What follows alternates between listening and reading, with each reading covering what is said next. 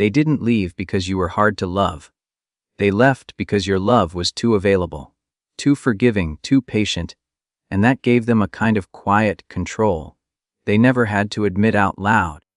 Control doesn't always look like dominance. Sometimes it looks like distance. It looks like silence. It looks like replying late. It looks like keeping you emotionally waiting while they keep themselves emotionally safe. And the truth is, as long as you stayed in that position, as long as you kept explaining, reaching out, checking in, trying to fix the mood, trying to prove you were not too much, they didn't have to face consequences. They could pull away and still be held. They could go cold and still be wanted. They could disappear for hours or days and still return to the same warmth, the same softness, the same open door. That is the control no contact breaks. Not with drama, not with accusations, not with threats, but with one clean decision. You stop feeding the pattern. You stop being the emotional supply that makes their detachment feel comfortable.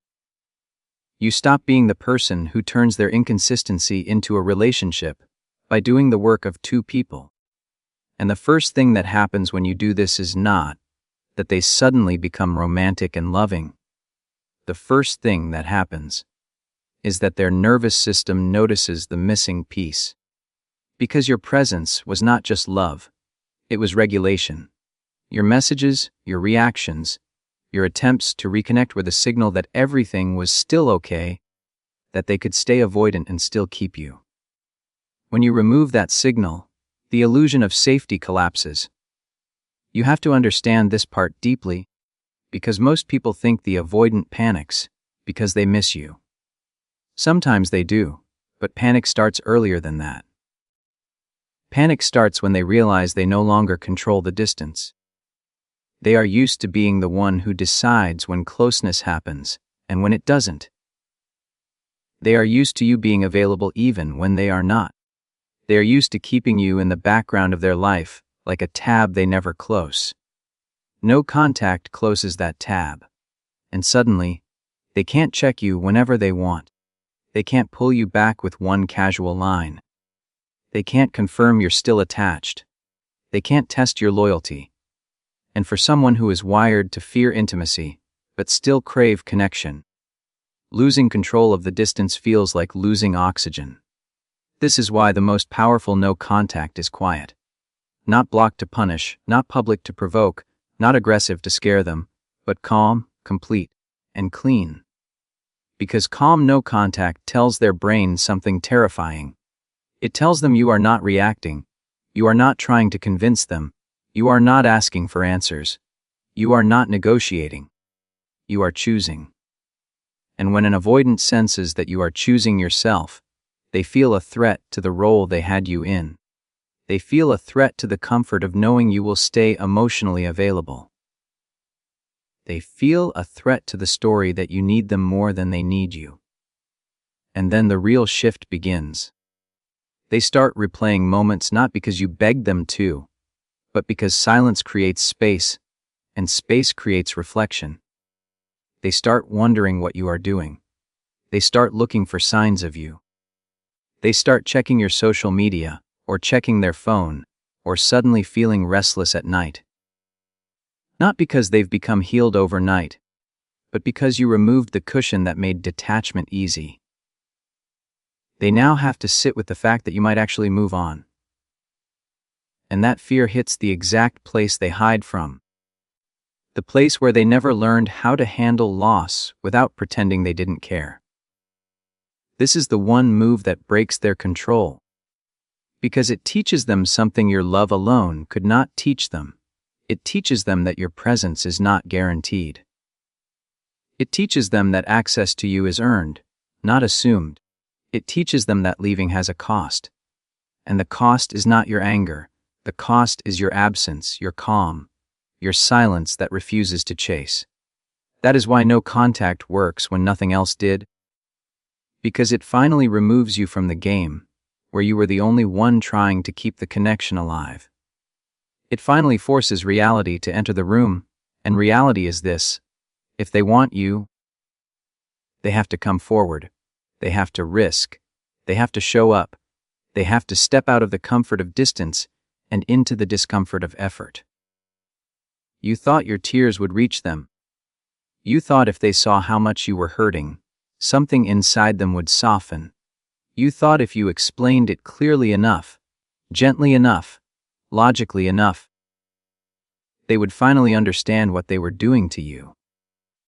And sometimes they even did understand. They just didn't know what to do with that understanding.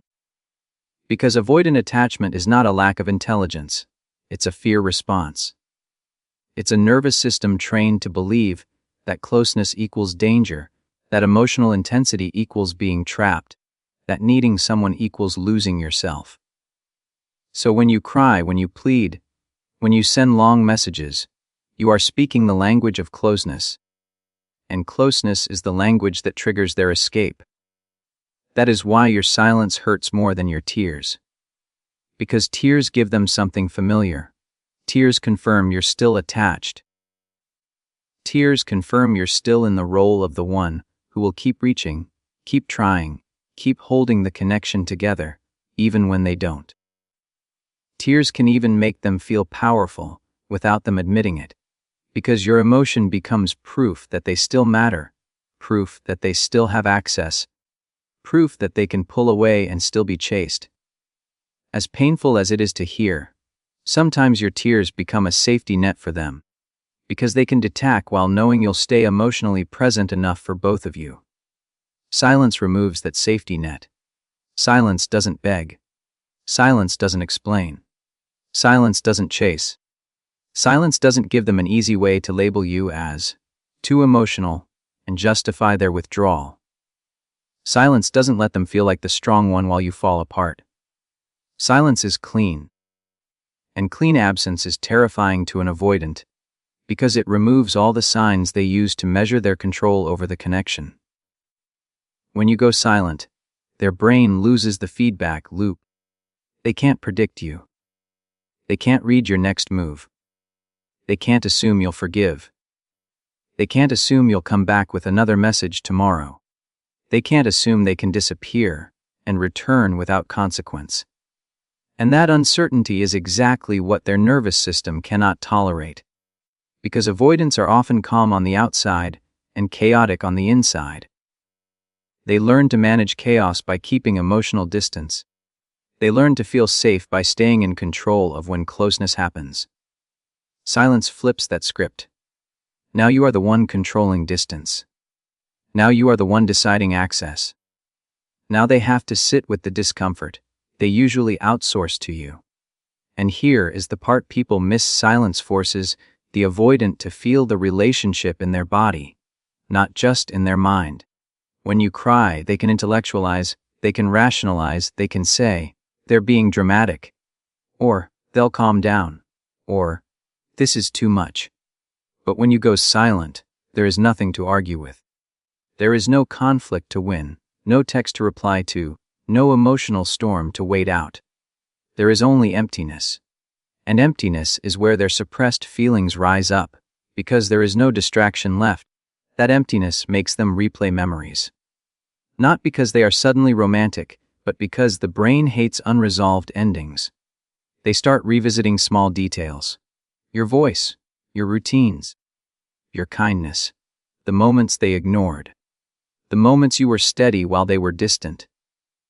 They begin to notice how quiet their life feels without you, and that quiet can feel like peace at first. But then it turns into a haunting, because the part of them that actually did attach to you begins to surface. Silence also triggers something deeper. It confronts them with the possibility that you are not waiting. And that is what creates urgency. An avoidant can tolerate your pain because it still keeps you near. But they struggle to tolerate your calm absence because it suggests you are choosing yourself, healing, moving forward, becoming unreachable. And once you become unreachable, their internal story collapses. The story that you will always be there. The story that they can come back whenever they want. The story that love is something they can keep on a shelf. So yes, your silence hurts them more than your tears, because your tears make them comfortable in distance, while your silence makes them uncomfortable in loss. Your tears say, "Please choose me."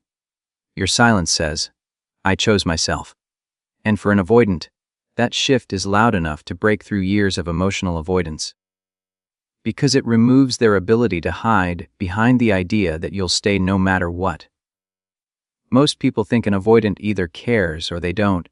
Either they miss you, or they don't. Either they come back or they move on. But avoidant attachment doesn't work like a simple switch. It works like a nervous system cycle. And if you don't understand that cycle, you will break no contact at the exact moment it starts working. Because the avoidant doesn't panic in one clean wave, they panic in stages. And each stage has a trap designed to pull you back into the old dynamic.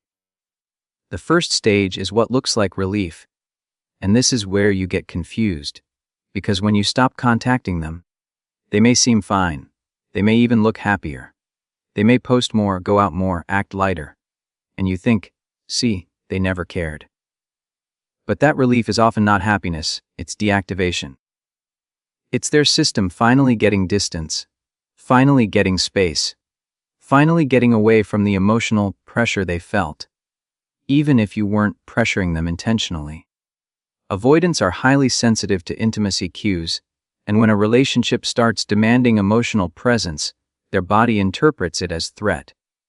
So when you disappear, the threat feels gone, and their system exhales.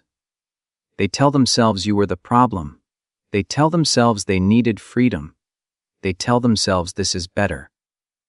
And if you watch this stage from the outside, you might feel humiliated, like you were the only one hurting. This is the stage where most people break.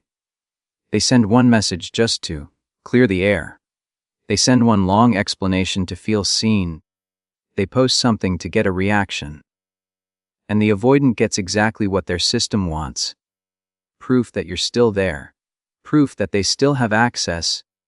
Proof that distance is safe, because closeness will come back whenever they want it. If you stay silent through this stage, you pass the first test. The second stage is restlessness. It usually arrives quietly, not dramatically, because relief doesn't last. The avoidant may have wanted distance, but humans are wired for connection, and when you remove the connection completely, their mind starts reaching for it, the way a hand reaches for a missing railing. They begin checking their phone more. They begin feeling a strange irritation in their body, like something is unfinished. They may replay conversations, not to blame themselves yet, but to regain a sense of control. They may stalk your social media, not because they're ready for intimacy, but because they need information. They need certainty. They need to know if you're still attached. They might even reach out indirectly, liking an old post, watching your story instantly, sending a casual meme, asking a random question. This is not love yet, this is regulation. They are trying to soothe the discomfort that your absence created without having to step into real vulnerability. And here is the trap in stage 2. You think the small reach out means the job is done, so you rush back emotionally. You respond fast, you give warmth, you give access, and the restlessness disappears, not because the relationship healed, but because the avoidance discomfort got soothed. They got their proof, you're still there. So they pull away again, and you're back in the same cycle, except now you feel even more powerless, because you saw them almost come close and then vanish again.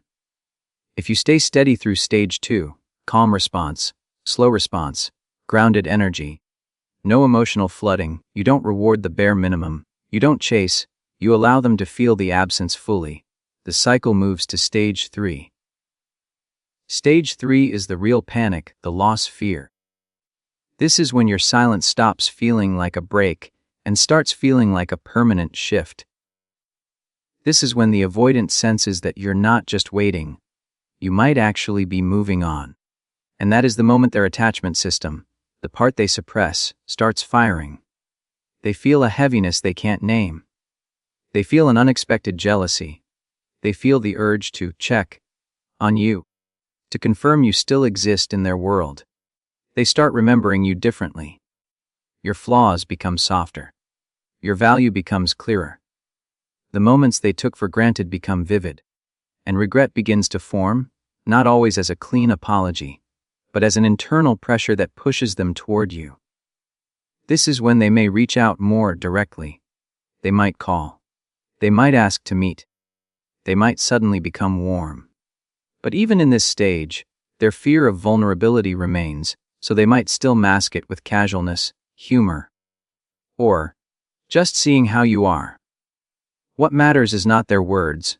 What matters is their effort, their consistency, their willingness to step toward you without you pulling them.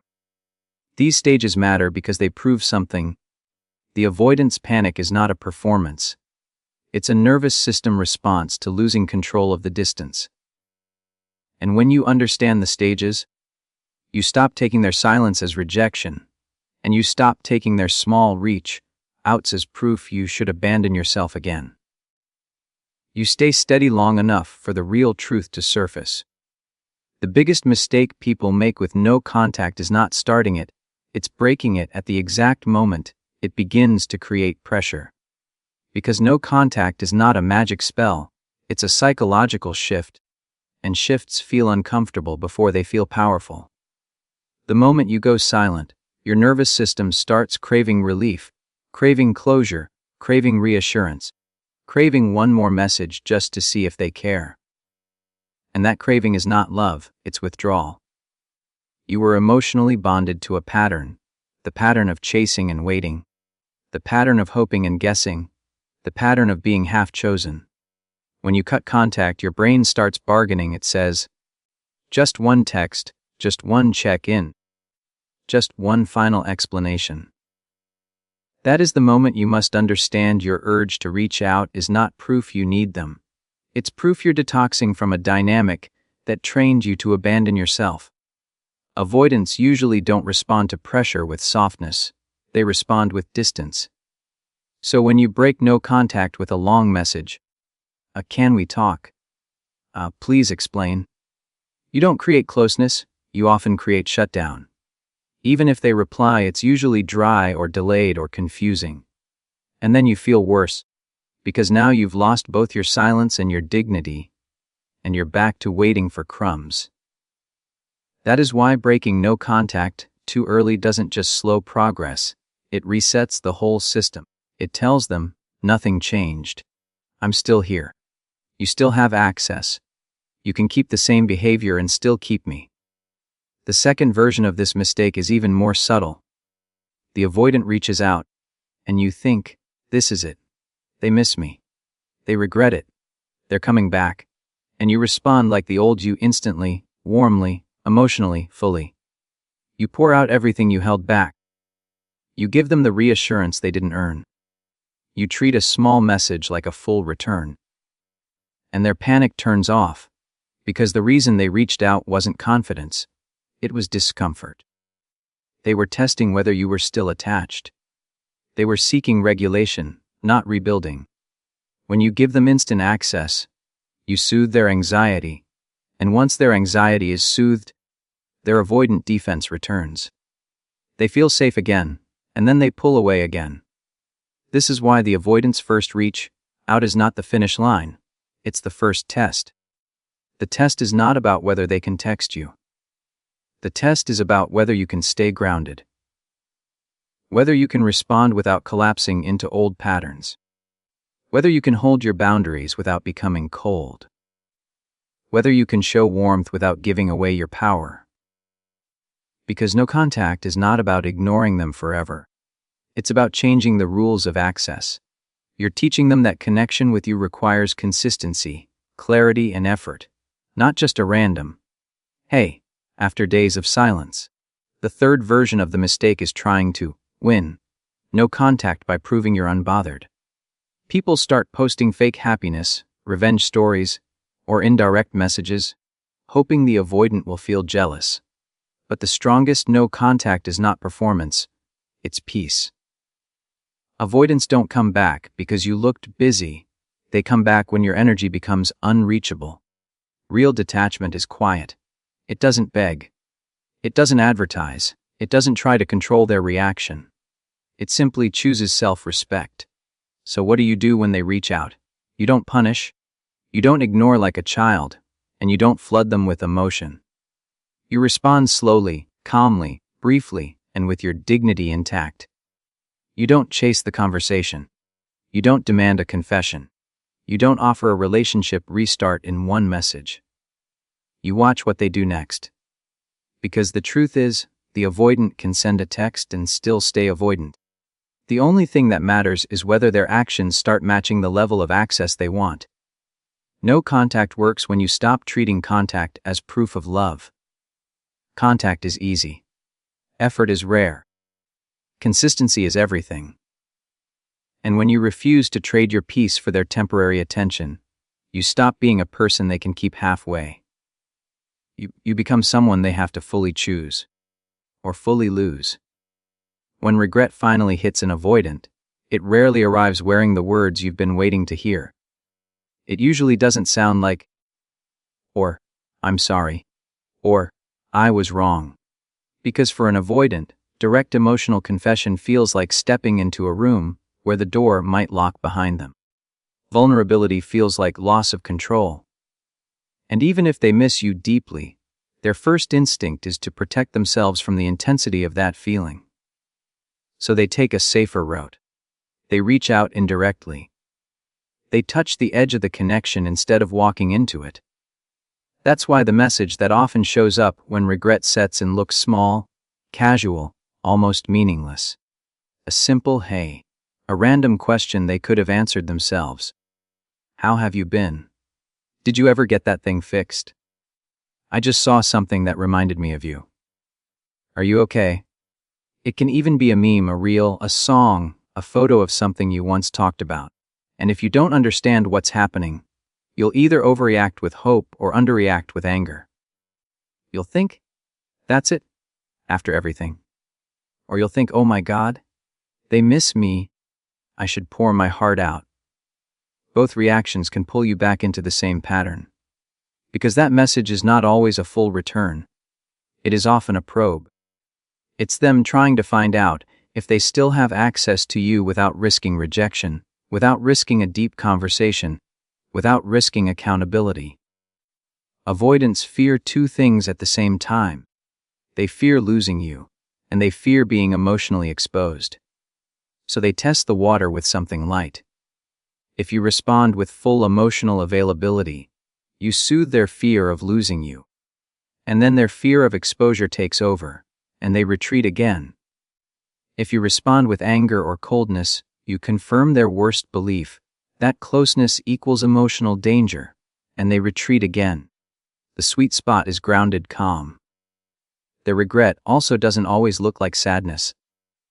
Sometimes it looks like curiosity, like jealousy, like sudden attention, like checking your stories quickly, liking old posts, asking mutual friends about you, driving past places you both went, suddenly appearing where you might be. They become hyper, aware of your absence. They feel the gap. And the gap triggers a question their avoidance tried to bury. What if I actually lost someone who loved me? But because they struggle to process guilt directly, they often turn it into distance first. They'll say something like, I've been thinking, but they won't say what. Or, I don't know why, but I wanted to check in. As if it happened to them, as if they have no choice in the matter. This is emotional self-protection. It's their way of approaching you without fully admitting they need you. The key is to measure regret by what comes after that first message. Does the contact become consistent, or is it a single ping to calm their anxiety?